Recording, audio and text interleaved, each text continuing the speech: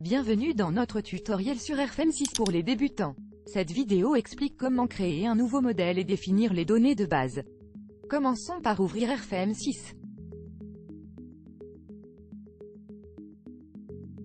La première chose qui s'affiche est la fenêtre de travail vide du logiciel. Pour créer un nouveau modèle, cliquez sur le bouton « Nouveau modèle ».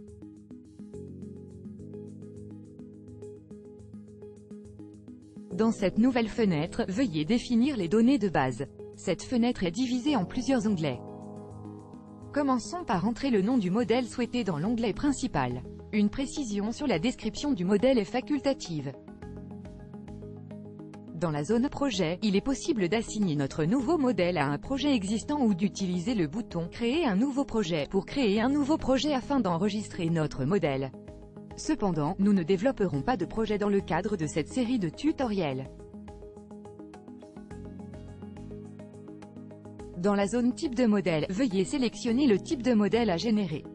Vous avez dès lors le choix entre des modèles unidimensionnels, bidimensionnels et tridimensionnels. Veuillez noter qu'un modèle unidimensionnel ne peut être composé que de barres. Lorsque le type de modèle 2D/XY est sélectionné, la plaque est uniquement soumise à la flexion. Cependant, lorsque vous sélectionnez 2D/XZ, la structure de voile ou de plaque est uniquement soumise à la compression ou à la traction.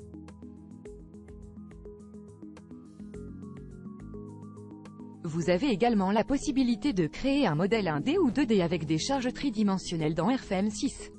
Le bitmap est très pratique pour visualiser l'ensemble du modèle. Si vous sélectionnez l'un de ces types de modèles, vous pouvez modéliser dans une fenêtre de travail aux dimensions réduites. Cependant, les efforts internes sont considérés pour tous les degrés de liberté. Dans un type de modèle 3D, les moments et les efforts normaux sont combinés. Ainsi, un composant structural défini de la sorte peut être simultanément soumis à la tension ainsi qu'à la compression et à la flexion. Il est donc judicieux de sélectionner l'option 3D pour la création d'une aile en acier 3D dans notre exemple. Pour définir les unités et les décimales, cliquez sur le symbole correspondant en bas à gauche. Pour ajuster ces paramètres, il est possible de sélectionner la catégorie souhaitée à gauche puis définir les unités à droite dans la fenêtre.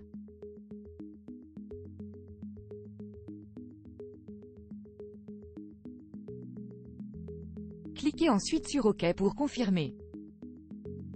On remarque une première évolution par rapport à RFM5 dans l'onglet Modules complémentaires. Il est possible de définir certains paramètres de calcul à l'aide des modules complémentaires dès la modélisation. Le point vert indique lequel est sous licence. Les modules complémentaires de calcul permettent d'activer des fonctions supplémentaires du logiciel.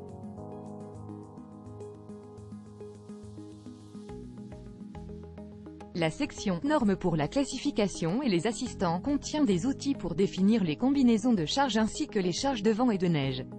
L'assistant de combinaison génère automatiquement des combinaisons de charges et des situations de projet selon la norme sélectionnée.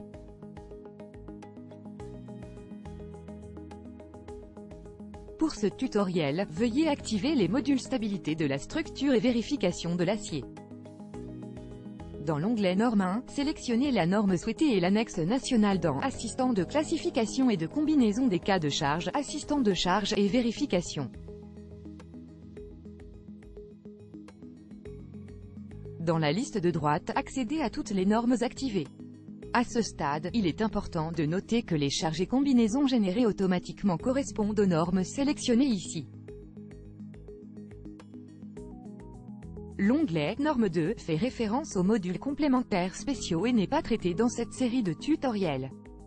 La création de nouveaux paramètres est maintenant possible dans l'onglet suivant. Vous pouvez par exemple définir l'accélération de la gravité, les directions des axes globaux et locaux ou les tolérances du modèle.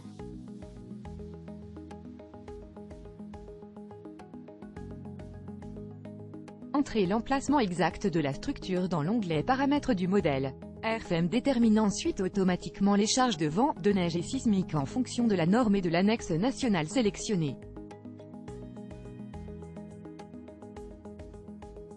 Vous pouvez aussi utiliser le symbole correspondant à gauche dans cette fenêtre pour importer l'emplacement à partir de la carte. Prenez l'exemple de la filiale de Loubal de Tiefenbach et cliquez sur OK pour confirmer. Les deux autres onglets ne sont pas considérés dans ce tutoriel, confirmez donc par OK.